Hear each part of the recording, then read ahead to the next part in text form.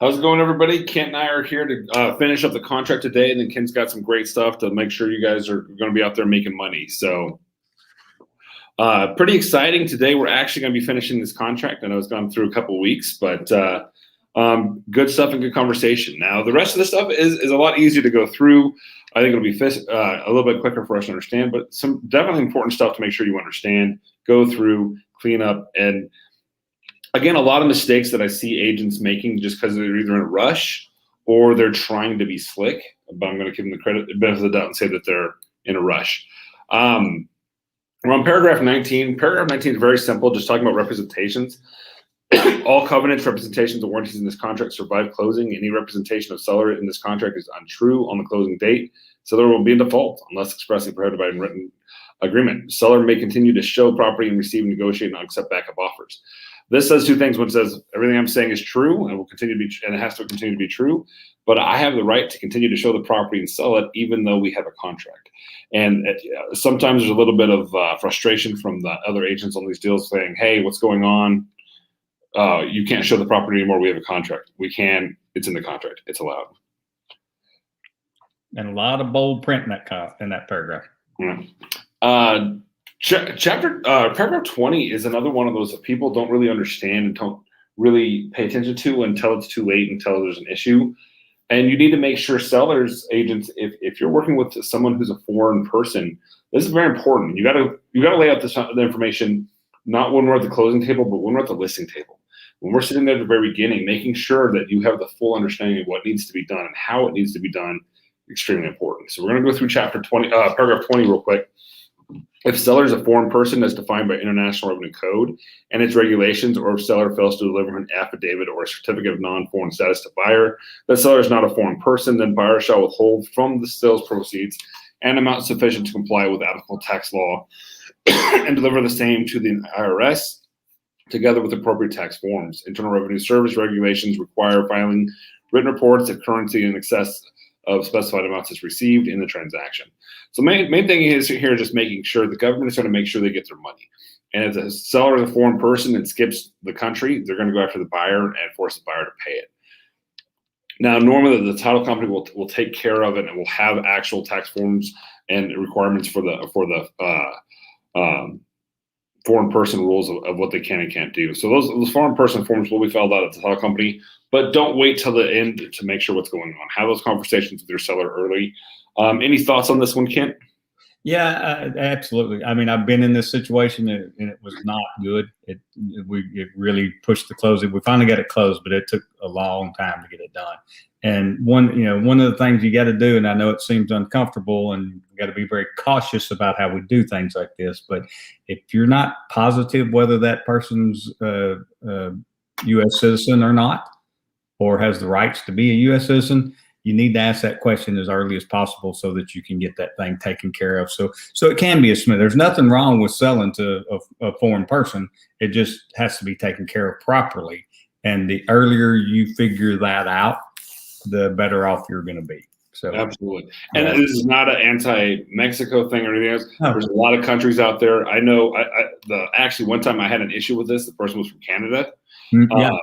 So it's not one of those things. It's where we are a border town. We're closer to Mexico, but we get people from every country in the world, in America, and we've got to make sure that we're working with it correctly and how that's playing out. So be very careful about this. What Kent said is absolutely true. We want to make sure when we're doing it, we're having this conversation respectfully and professionally. But we need to know, and this has to be done at the listing table, not at the closing table. Right. Paragraph 21 notices people make a really big mistake here and put their own address here, and I strongly recommend not doing that because it says very clearly in paragraph 21, all notices from one party to the other must be in writing and are effective when mailed to, hand-delivered at, or transmitted by fax or electronic transmission as follows. To buyer at, address, phone number, email address, fax, seller at, that same. I see a lot of times care of, and they'll put the realtor's name and the realtor's address. Be very careful about that because you are now responsible for making sure if stuff is delivered, getting it to where it needs to be. And if it's given to you, it is given. And so, I've seen it done. I don't recommend it, especially in the post-COVID current COVID, whatever world we're living in right now, where people aren't going to the office as much as they used to. So if you put your office address and something's mailed there, and you don't pick it up for 3 weeks, something bad could happen. So you just got to be very careful about what you're putting here.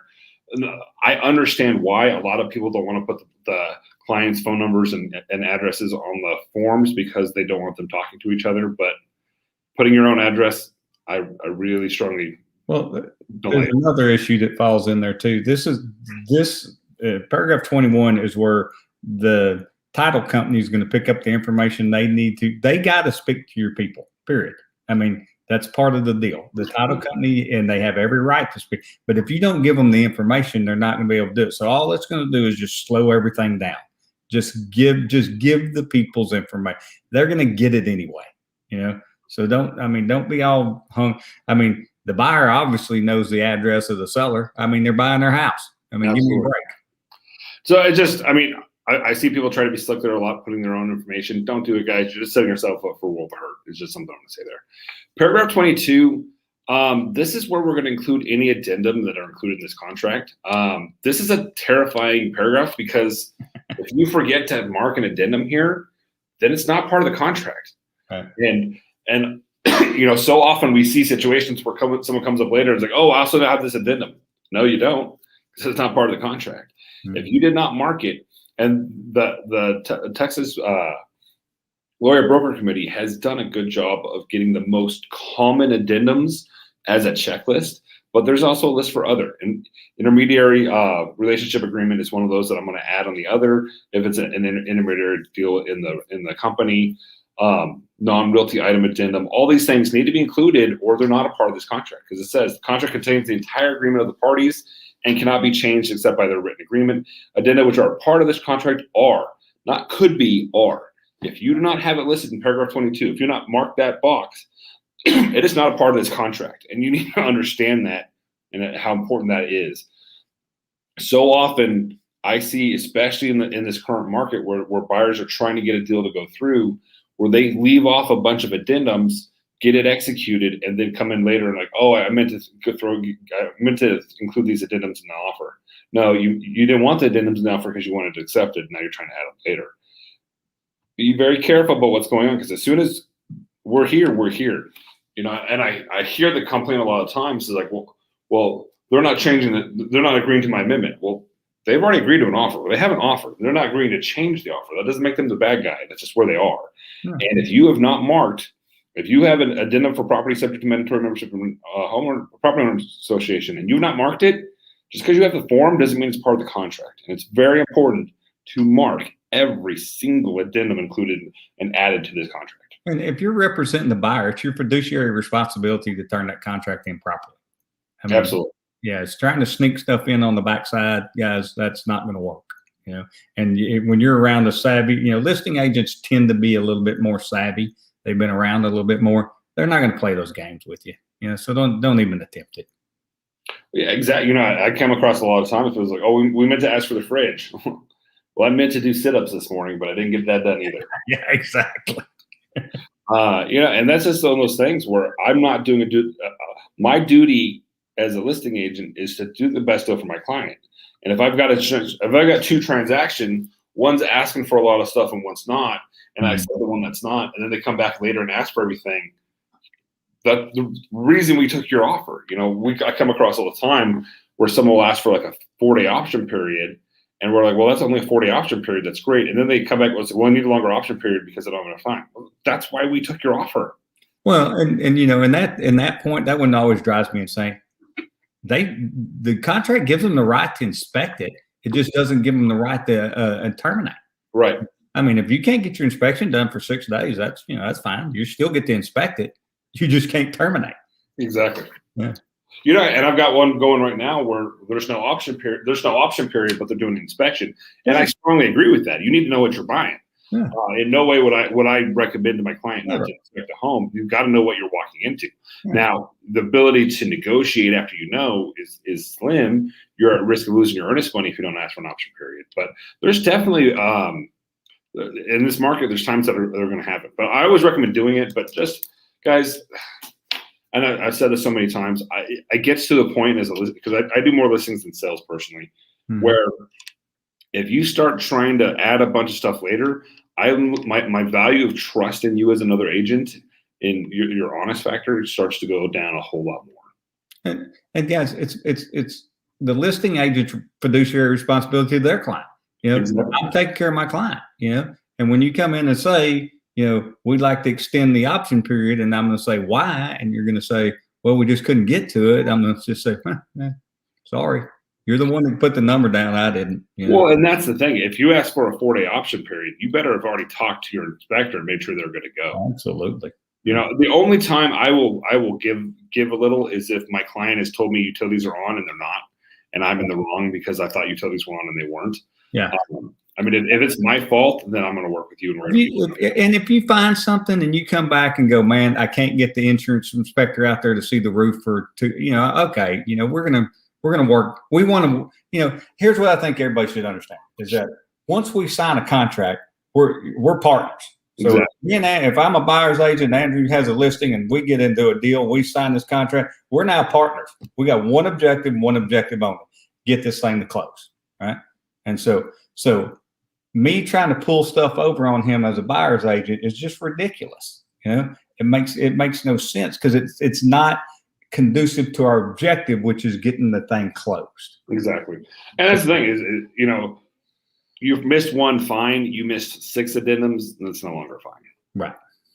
Just make sure you mark those. And that's the thing is that, well, I gave it to you, but it's on the contract. It's like, it's a pretty form. It doesn't mean anything. Yeah. Consultant attorney, paragraph 23, consultant attorney before signing. The greatest thing, and we've talked about this at length now, we have to give so many notices to our clients. Mm-hmm. And the 1 to 4 family contract does a fantastic job of giving those notices for us on our behalf. This is just another reminder. Hey, we are not attorneys. Talk to an attorney. And if you have an attorney, make sure I know so we can put their information in there. Don't just assume they don't.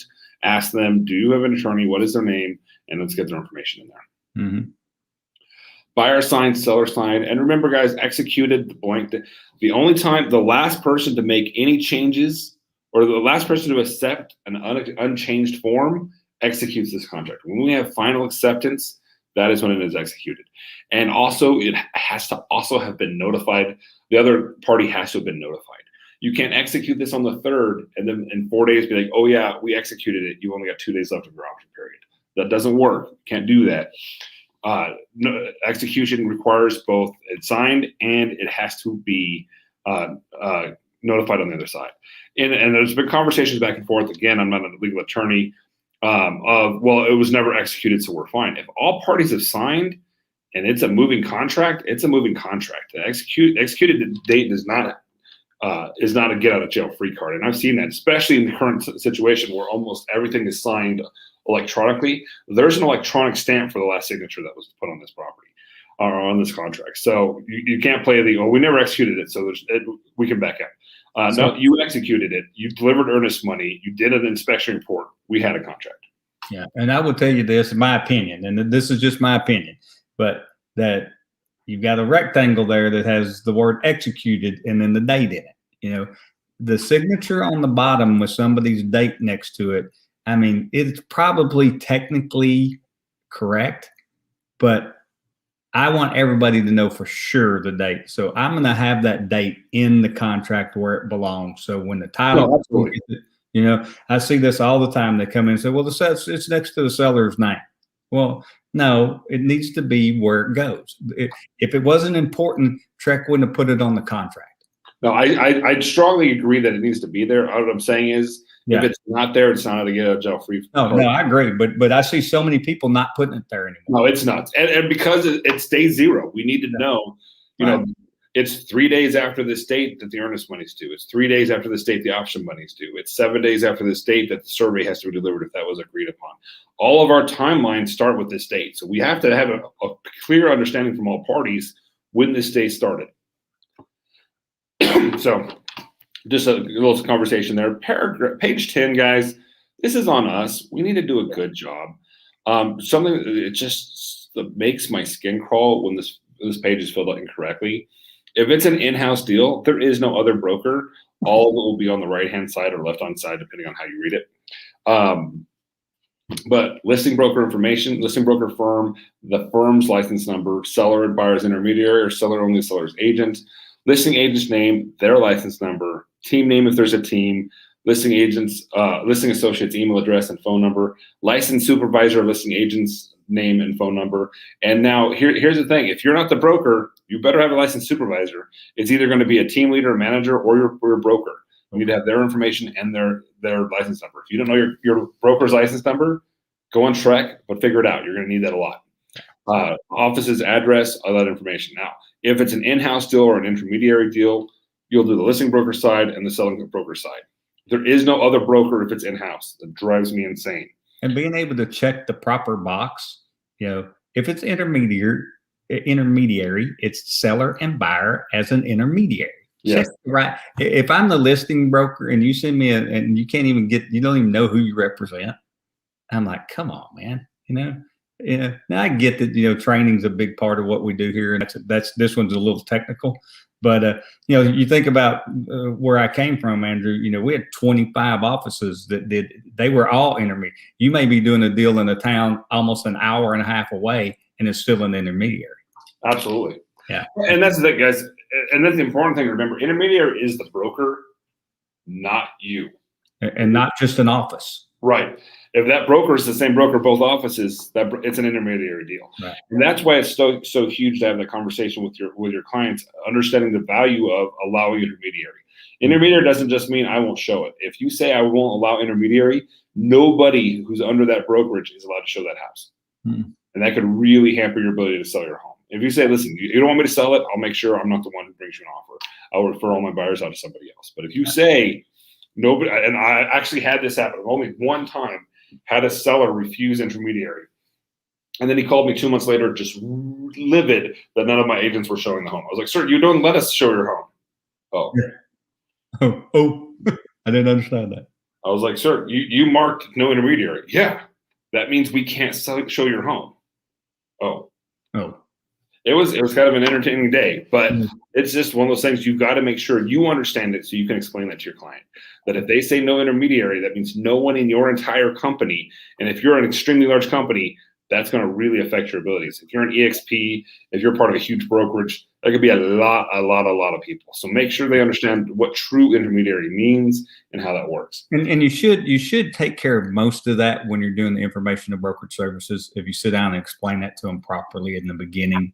Absolutely. Yeah, I mean, you should have the conversation again when you get to the offer. But they should have a good understanding of it from when you first sat down with them and did your information and brokerage services. Yeah, no, absolutely. So guys, make sure you take the time and be polite. Do a little research on the other agent, put their information in there. Go on Trek, get their license number, or on the MLS and get their license number, get their broker address, fill that information out. Do it, make it as especially if you're an agent, a buyer's agent of this market, make it as friendly of an offer as humanly possible. Mm-hmm. You may not know if they have a supervisor, then that's fine. But you can put in the address, you can put in the firm name, you can do all of that stuff, and it'll tell you. It really goes a long way to show that you know what you're doing and you're paying attention. Well, it goes back to what we were talking about before. Once we get an offer, we're partners. I mean, if I'm not going to help my partner get the deal to closing, then we're probably not really partners. Right. I love what they changed, because this was a change that went into effect in April. This little paragraph here, the disclosure pursuant to a previous separate agreement, such as MLS offer of compensation or other agreement between brokers. Listing brokers agree to pay the broker a fee, and you'll put either the percentage or whatever it is there. I like how they put that. This disclosure is for information purposes and does not change the previous agreement between brokers to pay or share a commission. I can't tell you how many times I identify people say, well, I put this amount here and that's what you owe.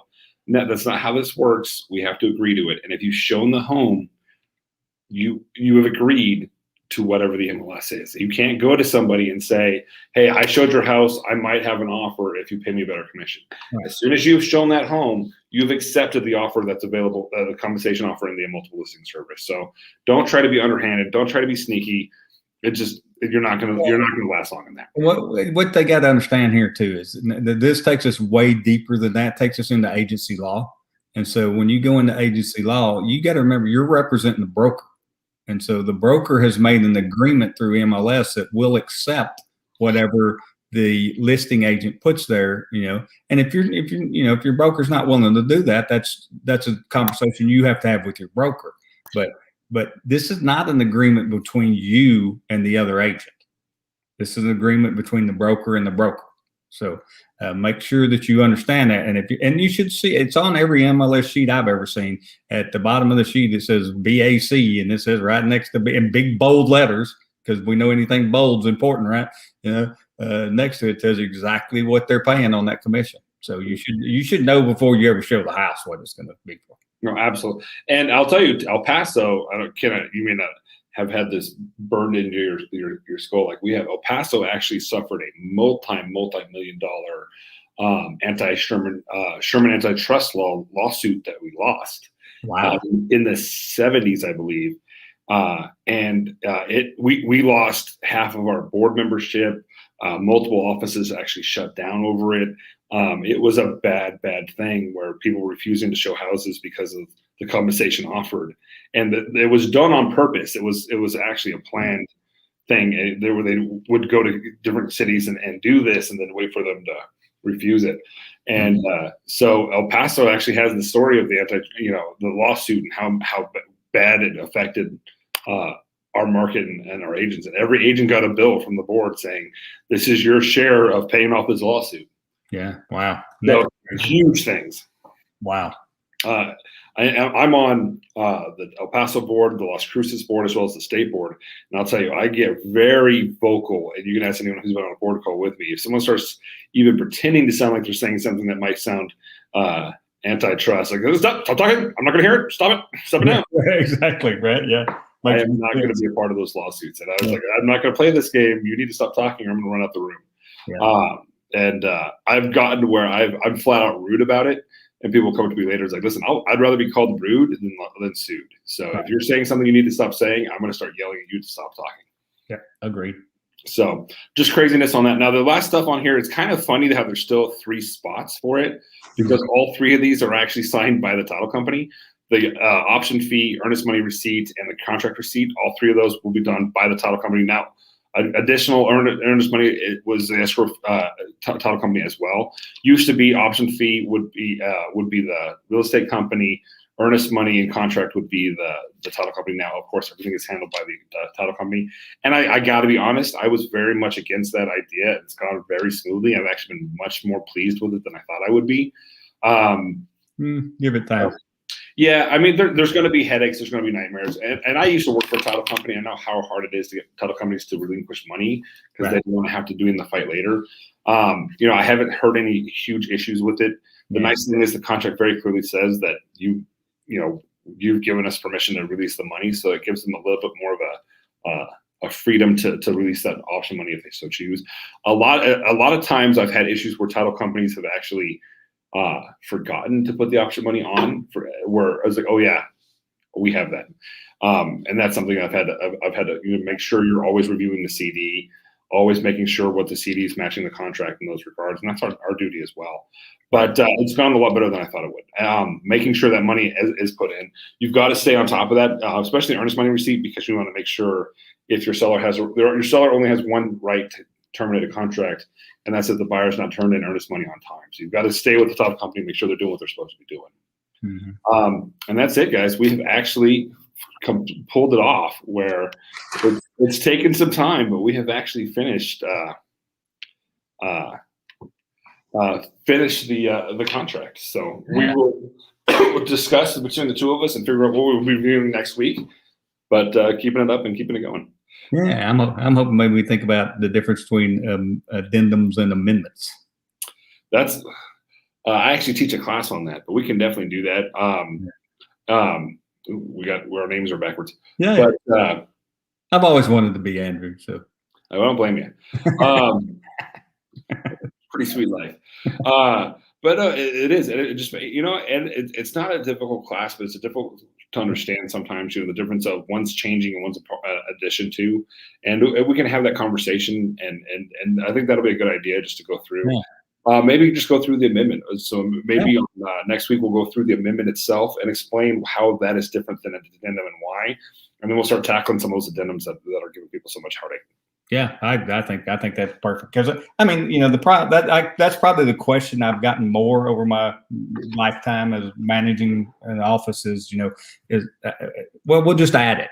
Well, no, once the contract's signed, you have to amend it. You cannot just add. Well, and that's actually, and we'll get into this next week, but that's been a huge fight with lenders lately. Lenders are asking us to go through and cross through an initial contracts, and we're like, that we can't do that.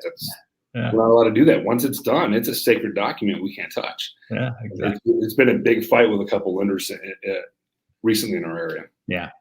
All right. Well, guys, let's go on to the next phase. Right. And so, I was sitting around and listening to actually some of Brian's classes this week and different conversations going on. And then some conversations that popped up with me and the way people are working and viewing the leads that they have sitting around. Right. And so, we've talked about, lead generation will make you wealthy. Everything else is worth $10 an hour. And so I believe that to always be true. So if we're out there generating leads, we now have the ability to create transactions. And once we create a transaction, we have the ability to get paid. Right. And so those are the kind of the steps that we have to go through to get to where we want to be at the end of the day.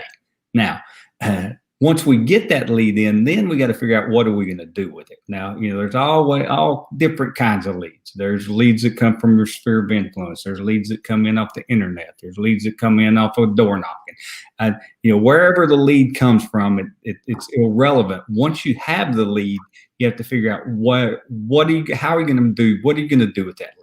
All right. So I'm a firm believer in that you have to prioritize everything that comes through. So one of the simple things I learned years and years ago is that, when you're looking at working, you got to prioritize your people, meaning your leads. Yeah. Yeah. Then you got to prioritize your time. So you prioritize your activities. All right. So once that lead's prioritized, then you can figure out how much time are you going to spend. And then once you figure out how much time you can spend, you can figure out what activity is going to create an income producing time. All right. So as you go in there and you start looking at your leads, and I use the simple system of A pluses, A's, B's, and C's. Okay. I'm a simple guy. I like stuff to be simple. You can call them whatever you want, but an A plus lead to me is one that's ready. They're in my car sitting next to me right now. We're looking at houses. They called me and said, put the sign in your truck, bring it over and put it in my front yard. I'm selling this house. Right. That's an A plus lead. That's somebody that's ready to go right now. So that's the top priority I have. So obviously, if they're the top priority, they're going to get the first activity. All right. So I've got my people, I prioritize that person, and now I know what activity I need to do with them. All right. So the A pluses are people that are in the car, driving, writing contracts, working on the deal today. Right. That's an A plus when you're looking at your leads. Okay. Then the A would be somebody that's they're ready, but they may, we're still in the process of maybe getting them pre-qualified, or we're still maybe in the process of, getting them, they wanted to, have the carpet cleaned in their house before they did their listing.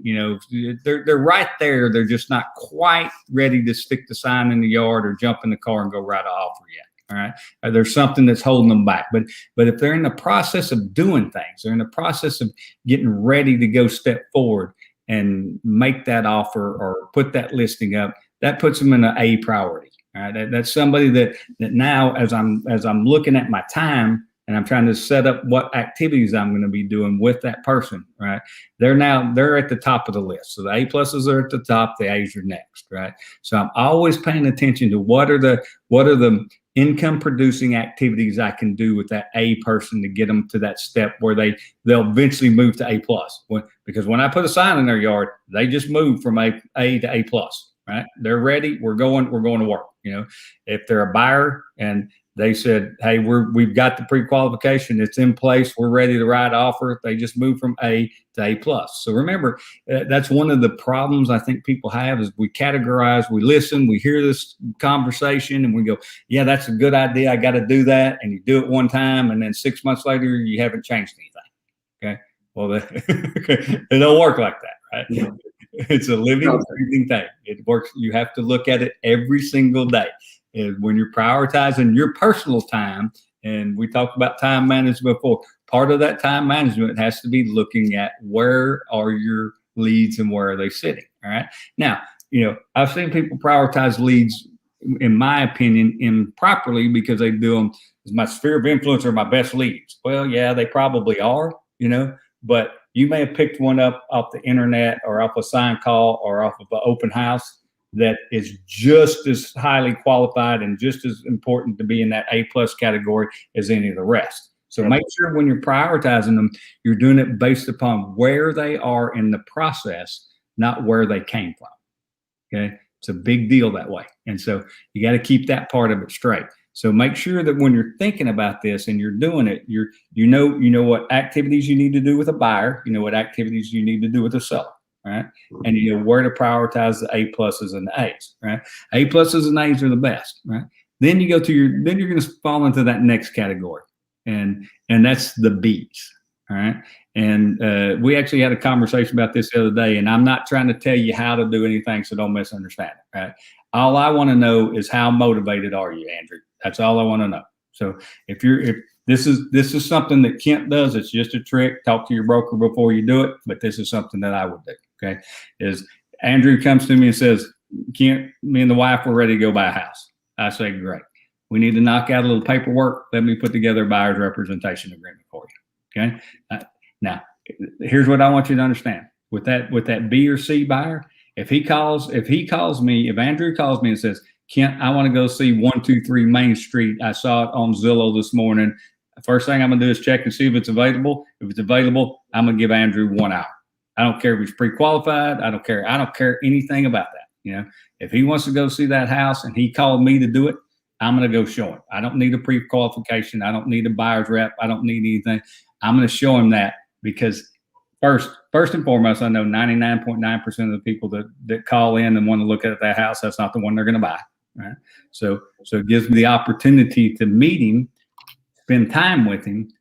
But number one most important thing, it gives me the opportunity to set an appointment with him to sit down and find out what his needs really are. All right. So now I've got him in a position where I know where we sit down, we talk about his needs. He wants a 3-bedroom, 2-bath, swimming pool, game room, shed out back, whatever, right? I've gone through all the process of finding out what are his needs. At that point in time, I'm saying, hey, look, for this to be something that we can do together and so that I can represent you, we're going to need to knock out this little bit of paperwork. And that's where I'd grab the buyer's rep. Now, here's the one thing that I do, and I know everybody does this a little different, but I'd have the buyer's rep set up to where it was only a 2-week long situation. Right? I wouldn't do 3 months or 6 months. I'd do 2 weeks. Now, everybody say, well, Kent, why would you do that? Well, because I want to know how motivated Andrew is. If Andrew looks at me and goes, ooh, man, 2 weeks, that's all fast, Kent. I don't know. I can simply change that to 3 months or whatever I need to do at that point in time. But if he goes, let's do it, let's get moving. Well, now I know where to prioritize Andrew because I've only known him for an hour or two, right? So I didn't know where to prioritize him before that. If he says, I'm ready to go, let's go right now, I'm going to prioritize him as an A+ so that I can look at, what activities do I need to do to get him going. If he says, oh, Ken, I don't know, we really hadn't got a whole lot done. We want to go look, but well, now I'm gonna start dropping down. Now that's when I'll start asking other questions. Okay, Andrew, so what kind of time frame are you looking at? What were you thinking? And I'll change it to whatever they want. It doesn't make me any difference. I'm not set in stone where it has to be 2 weeks. The 2 weeks is just really an indicator to find out, is he ready? All right. So just a little trick, you might run it by your broker before you do it. I can't tell you to do it, but it's always worked well for me. And I think if you explain to people why you're doing it, especially the people you're working with, your brokers and your managers and things, they'll get that. They go, okay, that's pretty interesting. Because really that's all we want to. Once we know those things, it changes the whole deal for all of us, right? I mean, Because now, the worst thing, the thing that I don't want you guys to do, and I see this all the time, especially with new agents, they'll come in there and they'll get those internet leads, or they'll get these leads, and they're like, man, Kent, you gotta see all these leads I got. I'm like, okay, when's the last time you physically spoke to one of them? When is the last time that one of those leads actually answered the phone or returned a phone call from you, right? Yeah, because I'm going to keep them. I'm going to work them. I'm going to get them in my CRM, and I'm going to put them on a campaign, and they're going to constantly get contacted from me. But I need to know the only way I can prioritize them above a B is that they're contacting me back. If they're not contacting me back, then they're just a warm lead that we're going to continue. And we got to work them all. Don't misunderstand, right? Everybody likes looking at houses, and that's like something people don't understand. It's like, people who have no interest in buying a house still want to go look at houses. People who have no interest in buying a house still want to see what's going on with the market. It's something that everybody invests in because everybody has a house, rents a house, owns a house, whatever it is. So they want to know, hey, if I was going to sell this, what would it be worth? That doesn't mean I want to do it today. But you find the right house, even if they weren't planning to move, they may move. Yeah, exactly. And so, and so making sure that you're spending your time properly and you're working, because really when we wake up in the morning, that's one of the things that I was looking at some statistics from the National Association of Realtors the other day, and it was like 97% of the agents, when they wake up in the morning, don't really know what they're going to do that day. Yeah. And that's like, wow, how can that be? Well, it can be because they have no systematic approach about what they do, right? They jump into an email, they open their emails, and next thing you know, they're down some rabbit hole, and they look up and it's, lunchtime, and they've done nothing that produces income. And so, what we have to do is we got to get good at making sure that we have these activities in place, and we've scheduled these activities, and we know what we're going to do with those activities. And we know that those activities are working with people that are willing to get into the process. Right. All right. And so now you still need to schedule your time to take care of your lower end of your B category and your C's. That's part of your daily marketing routine that you do for your personal company, your agency. Right. But you don't spend 10 hours on those people. You spend an hour on those people and 10 hours on the people that want to go do something now. Right. So learn to prioritize your people, learn to make sure that you're putting that in place, make sure that you're following systems. If you're not, I'm just going to tell you, and I'll say it right up front, and everybody can get mad at me. If you're not using electronic CRM of some sort other than Excel doesn't count in my opinion. Right. If you're not using a system out there that helps you stay on track and stay caught up. Andrew, what's the number one complaint from the National Association of Realtors? My agent never doesn't contact me. Man. Absolutely. Number one complaint is a broker, I can tell you that. Yeah. And so, but why is that? Okay. It's not that we don't want to, right? But you're out there working on your own. You don't have an assistant. You don't have any of that. You got 5 deals going on. You're working those 5 deals, trying to get them done. And then Andrew gets this phone call, goes, Kent he never contacts me. Yeah. And you come to me and say, Ken, how come you haven't been talking to the Jones? I'm like, I just talked to him. Yeah. And then you look down and you go, oh crap, it's been 3 weeks. And it's been 3 weeks because I got so busy doing the other stuff. I didn't have a system in place to make sure that I communicated with them. And so now I really didn't do what I should have been doing. I thought I did. It just got away from me. Right. But so I'm telling you, if you haven't found one, go talk to your broker, go talk to some people in the office that are being successful, find out what they're using and learn how to use it. Don't just buy it and pay for it. Learn how to freaking use the thing. Okay. You put I can't tell you how many times I've helped people get their database into a CRM and then come back 6 months later and it looks exactly the same as it did the day they put it in there. It's like, come on, guys, this is a critical piece of your business. You're in, no matter how bad you don't want to admit it, you're a salesperson. All right. And there's certain things that salespeople have to do. And sales is a contact sport, period. So if we don't have a way to keep up with the people we're contacting, right, then you're not really in the sales process. So you've got to make sure that that's the number one thing. Generate leads. Once the leads are generated, then go out there and help put your people in a position where they can be doing money making activities. Right. That's what you got to do. And that's how this thing works. So I know it's kind of short and sweet today, but I think it's to the point. I think it's much needed. I know it's something that I have to remind myself of every day, guys. I mean, I gotta, I've gotten in the habit where the first thing I do, I don't go to my email first. I used to be horrible about that. And then, I'd be in every rabbit hole that ever existed out there chasing stuff around, Now the first thing I do is just go in there and open my CRM up and see what activities I need to do. Once I get through the activities, or at least understand where they need to be based upon what time of day I should do them, then I'll go look at my email. But, there's nothing I can do to fix that email, right this second. So I might as well just go in there and make sure that everybody else is taken care of first. Now, one day I will play the video about eating a live frog for you, because that is, you do want to knock out the worst thing you can possibly ever do in the day as early as you can possibly get it done. but then it's over with and your day gets way better. But if you wait till the end of the day, it's really bad. But it's true. And yeah.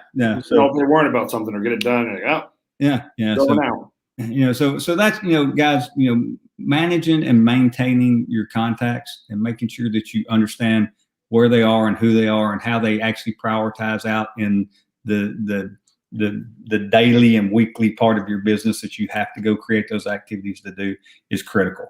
I mean, it's just critical. So make sure that you're keeping up with it. I know you're busy. Kids, well, most of you, I think our kids went back to school out in El Paso, didn't they? They did. Yeah, that's a good thing. That helps create at least a few hours during the day, right?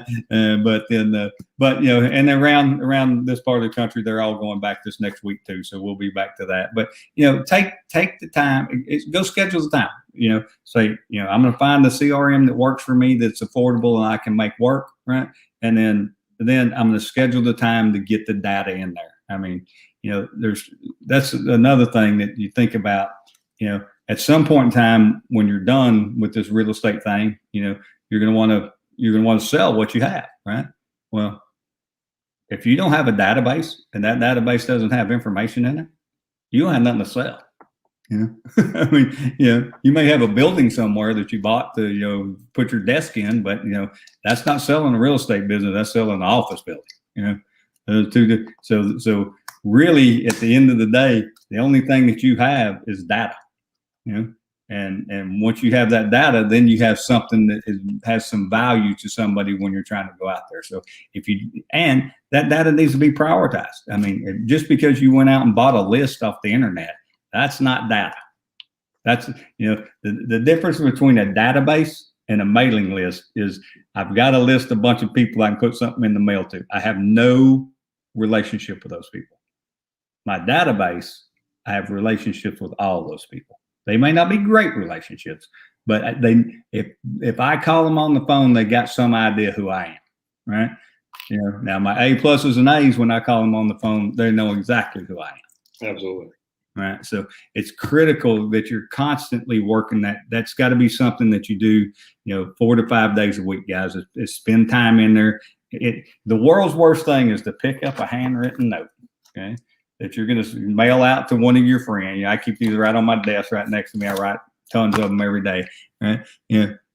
Pick up and send them a note out, because you haven't been paying attention to what's going on in your database and the people that are in there, and you send a note to somebody they buried last week, and the spouse gets it. Been there, done it. It's one of the most embarrassing things I've ever done in my life. But it's because I wasn't paying, and I knew it. But it popped up on my list, and that's what I was supposed to do, and I did it. But because I wasn't going there and maintaining things and changing it and going, this gentleman passed away, I need to move him out of there and move his wife into that position or something, right? I mean, but if I would have been maintaining my database the way I should have at that point in time, that note would have never been written, right? So that's my 2 cents for today, brother. All right, sounds good. We got an idea what we're going to be doing next week. Talk about amendments and how they differ from addendums, and then we're going to continue on how to make money. And I appreciate this, Ken. It's always a good time to think about what you're not doing, what you should be doing, and reinforcing if you're doing something right. So, well, here's what I figured out. If we talk about it enough, then you're at least going to do some of it. and some of it's better than none. I want you to do it all, and I want you to be the greatest. I want y'all to all make Brian Birds cry because you're so good, right? That's what I really want. But if you can't, at least you can make a bunch of money. I was asked one time, what's the best like help book or wealth book or anything? The one you read. Exactly. What's the best piece of equipment? The one you use. Yeah, exactly. Every time. They're all pretty much the same thing. Just find one that you'll agree with, or you'll read, and you'll implement. Yeah, every time, every single time. So, all right, man. All right. Have a great weekend. You as well. Appreciate it. You bet.